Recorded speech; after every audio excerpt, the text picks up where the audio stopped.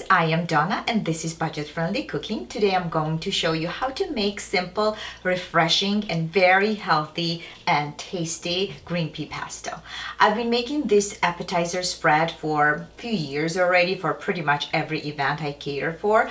I made it recently, a couple of weeks ago. I catered for the dinner party, small dinner party, and people were asking me like what was in it. So that's why I decided to share this recipe with you. My friend Leila tasted it when I made it and she was like, oh my god, this is one of the best things I ever had.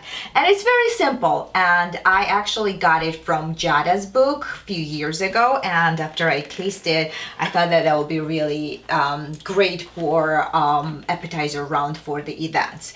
So what we need for that, I'm going to show the ingredients and then we just put together, we'll place everything in this handy food processor, blend it, and then you need to chill it either in the fridge or it's better to keep it in the freezer, and then before you serve you just take it out like a couple of minutes before, like 10-15 minutes before, and you scoop it over the toasted bread and it's like green pea pesto ice cream on the toast. It's like to die for.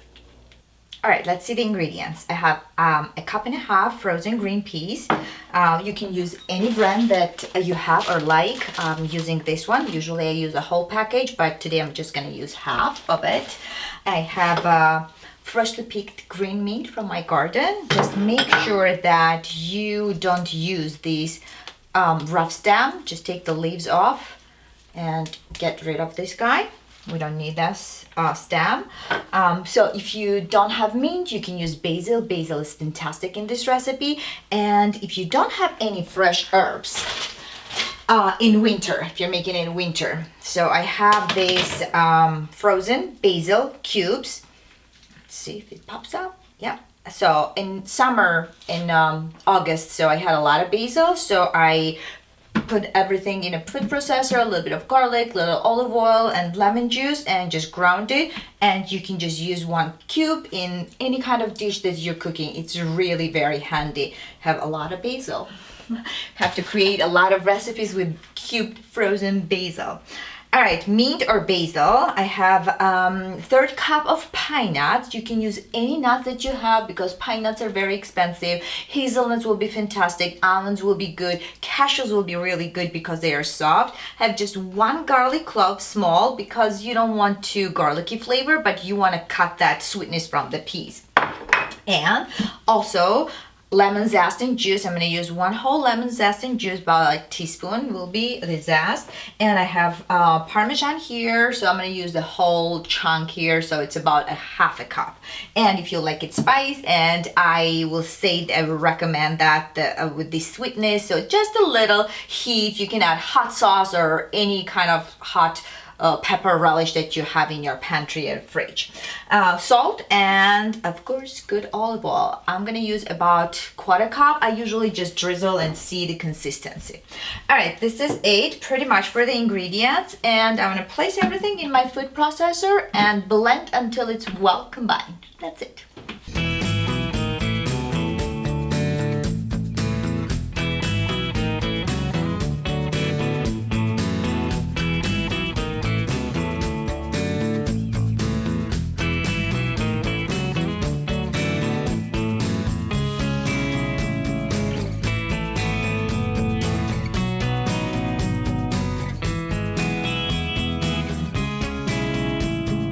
Are you excited? I'm very excited to try it. So I chilled my green pea pesto in the freezer for about 10 minutes, but it needs more time than 10 minutes because I like an ice cream. So as I said, I have two toasted ciabatta, burned and toasted. You know what? I'm gonna try on the burned one. So very easy, very simple. You just scoop it, spread nicely. You know, as thick as you like. Just don't do too much or less because you want to balance, right? It's all about balance. And then if you are putting it out for your friends and family, you want to do a little nice presentation. A little bit of pine nuts, make sure you toast it. A little bit of Parmesan. Oh, that looks pretty.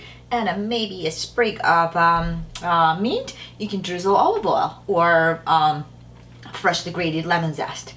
All right, let's see.